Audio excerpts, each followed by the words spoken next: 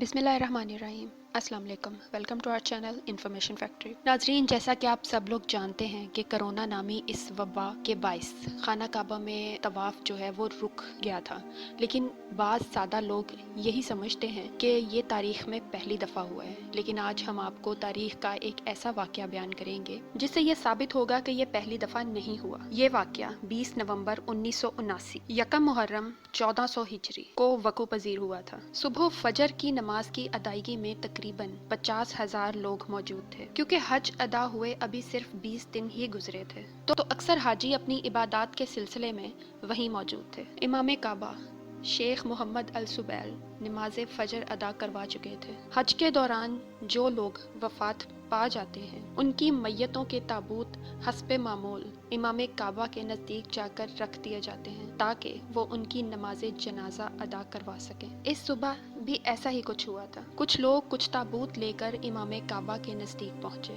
اور ان میں سے ایک نے امام کعبہ کے پاس جا کر ان سے مائک چھین لیا۔ مائک چھیننے والا یہ شخص، جس کے کپڑے نہایت گندے اور داڑھی الجھی ہوئی تھی، ایک نجدی تھا جس کا نام جوہمان بن محمد بن سیف الردیبی تھا اور اس کی عمر تقریباً 43 سال تھی۔ اس نے مائک میں زور سے چلانا شروع کیا، برادران اسلام، اللہ اکبر، امام مہدی کا ظہور ہو چکا ہے اور اب وہ ہمارے درمیان موجود ہیں۔ اسی اثناء میں اس کے باقی ساتھیوں نے تابوتوں میں چھپے اسلحے کو نکال کر اپنے ہاتھوں میں تھام لیا تھا اور اس کے ساتھ مل کر نعرے لگانے لگے کہ مہدی آ چکے ہیں اور آخری وقت نزدیک آ چکا ہے۔ جس امام مہدی کا یہ ذکر کر رہے تھے اس کا نام القحطانی تھا اور وہ رشتے میں جوہمان کا بہنوئی تھا۔ یہ سب دیکھ کر نمازی پریشان ہو گئے تھے اور ایک دوسرے کو دیکھنے لگے تھے، کیونکہ اکثر لوگوں کو عربی نہیں آتی تھی اور وہ سرگوشیوں میں ایک دوسرے سے پوچھ رہے تھے کہ یہ کیا ہو رہا ہے۔ اور اسی اثناء میں مسجد الحرام میں گولیوں کی آوازیں گونجنے لگی۔ وہاں موجود کچھ سپاہیوں نے آ کر اس سب کو روکنے کی کوشش کی،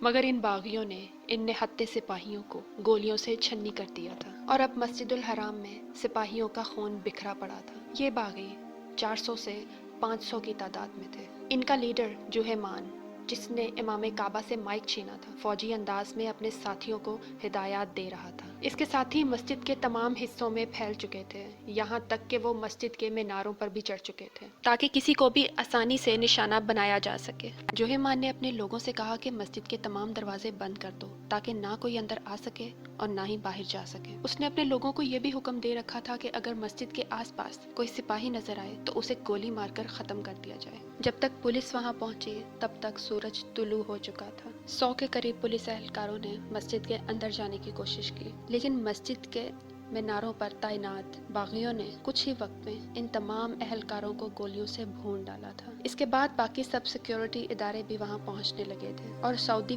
فوج کو بھی اس کی خبر دے دی گئی تھی، تو فوج کے کچھ دستوں نے بھی ادھر کا رخ کیا۔ ان باغیوں کے نظریات بہت ہی زیادہ مختلف تھے۔ ان کا کہنا تھا کہ اسلام کو سعودی عربیہ میں اس کی اصل اور ابتدائی شکل میں بحال کیا جائے۔ کچھ نمازیوں نے وہاں سے بھاگنے کی کوشش کی اور وہ کامیاب بھی ہو گئے تھے۔ انہی میں امام کعبہ بھی موجود تھے، جو کہ اپنی جان بچا کر نکلنے میں کامیاب ہو گئے تھے۔ دن گزرنے کے ساتھ ساتھ یہ معاملہ بگڑتا چلا گیا۔ ایک طرف تو سیکیورٹی اداروں کو یہ بھی پتہ نہیں تھا کہ مسجد میں کتنے لوگوں کو یرغمال بنایا ہوا ہے، اور وہیں دوسری طرف ان باغیوں کی تعداد کا بھی علم نہیں تھا، اور یہ بھی معلوم نہیں تھا کہ ان کے پاس کس قسم کا اسلحہ ہے اور کتنے دنوں کا کھانا ہے۔ ایک بڑا مسئلہ یہ بھی تھا کہ مسجد الحرام میں کسی قسم کے تشدد اور جلاؤ گھراؤ کی سختی سے ممانعت تھی، تو پھر کیسے وہاں سیکیورٹی ادارے اس تمام صورتحال سے نمٹ سکتے تھے؟ اس وقت کے حکمران نے تمام علماء کرام سے رابطہ کیا اور اس مسئلے کے بارے میں بتایا، تو تمام علماء کرام نے اتفاق رائے سے مسجد کو ان باغیوں سے آزاد کروانے کے لیے فوجی کارروائی کا فتویٰ دے دیا۔ شروعات میں سعودی فوج نے کارروائی کی تو انہیں ناکامی کا سامنا کرنا پڑا۔ پھر انہوں نے مختلف حکمت عملی سے بھی مسجد کو آزاد کروانے کی کوشش کی،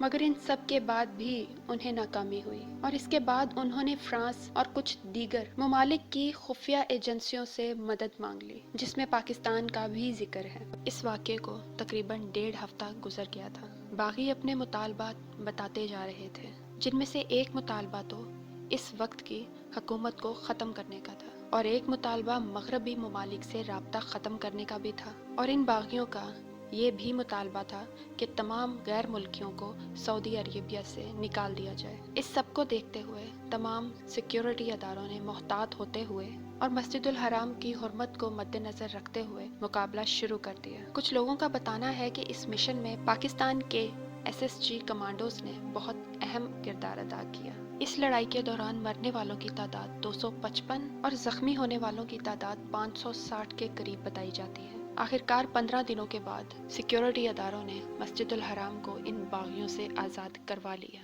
इमाम मेहदी होने का दावा करने वाला शख्स अल कहतानी इस दौरान मारा गया, लेकिन इन सब का लीडर जोहेमान अपने साथियों समेत पकड़ा गया और बाद में इन सब का सर कलम कर दिया गया। इस हमले की वजह से तारीख में पहली बार मस्जिदुल हराम में अजान ना हो सकी थी और तवाफ भी कई दिन रुका रहा था। तो नाजरीन, कैसी लगी आपको हमारी आज की यह वीडियो? अगर आप मज़ीद इस तरह की मालूमाती वीडियोस देखना चाहते हैं तो चैनल को सब्सक्राइब करने के साथ साथ बेल के आइकन पर ज़रूर क्लिक करें। वीडियो अच्छी लगे तो लाइक का बटन दबाना मत भूलिएगा और कमेंट सेक्शन में अपनी राय का इज़हार ज़रूर कीजिएगा। फ़ी अमान अल्लाह।